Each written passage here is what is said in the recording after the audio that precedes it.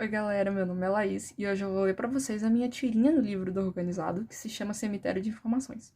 Ela vai estar aparecendo aqui na tela enquanto eu leio pra vocês. Então o amigo do Organizado fala: as pessoas em geral acham que um processo é arquivado porque perdeu a sua razão de ser, não é mesmo?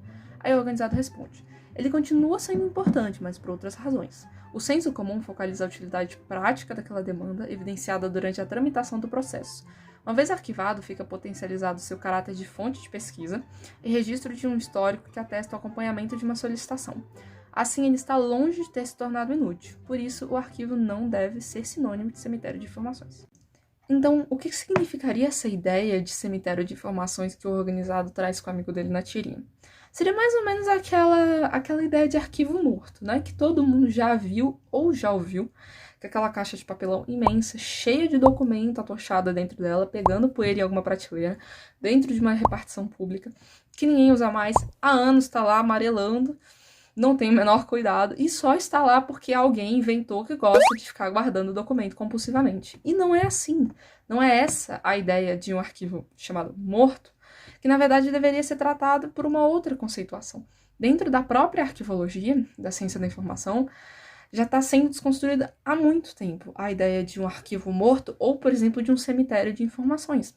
Um termo muito melhor, olha só, seria arquivo permanente, conhecido também como inativo, por armazenar documentos de guarda temporária e permanente, cuja frequência de uso é esporádica, ou seja, não é tão constante, e que são conservados em razão do seu valor legal, informativo e histórico. Então, dá uma ênfase, por exemplo, aqui no histórico, para dar um exemplo para vocês, de um arquivo da época colonial do Brasil, que não tem uma função prática para a administração pública hoje em dia, por N motivos, o principal deles de não ser a mesma forma de governo, não serem as mesmas pessoas, já faz muito tempo a administração pública já mudou muito, as suas instituições, então ele não tem uma função prática, mas ele tem uma função histórica que é muito importante.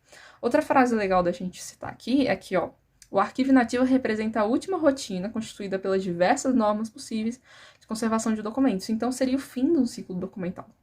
Não é correto você citar que esse arquivo é morto, porque dá uma ideia pejorativa de que ele não serve para mais nada e que ele está ali simplesmente para guardar espaço.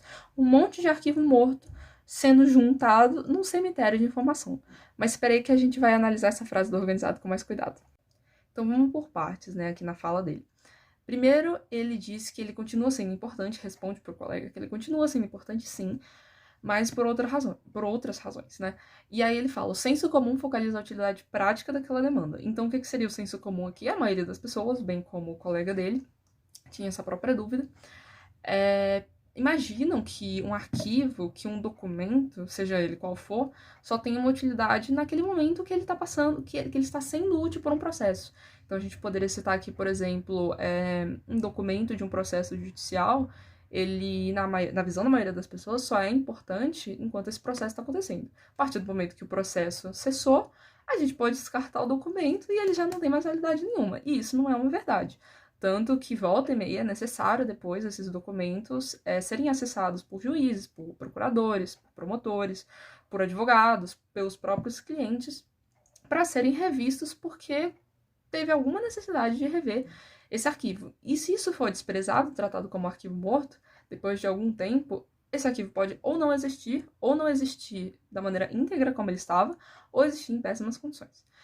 Então, aí ele fala em seguida, uma vez arquivado, fica potencializado seu caráter de fonte de pesquisa e registro de um histórico que atesta o acompanhamento de uma solicitação.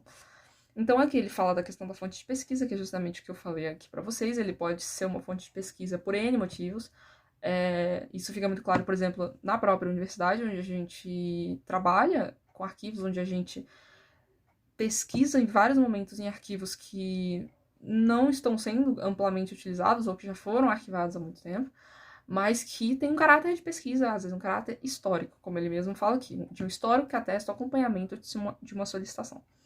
E por último ele fala, assim ele está longe de ter se tornado inútil.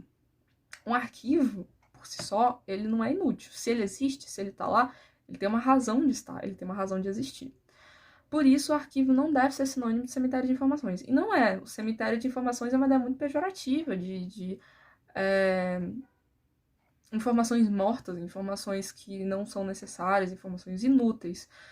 informações que já não são mais válidas. E nem sempre é assim. Mesmo que a informação de um arquivo, às vezes, não seja mais correta, como, por exemplo, um dicionário antigo, ainda assim vai ter uma importância, como nesse caso, por exemplo, consultar como era a língua naquela época que foi escrito.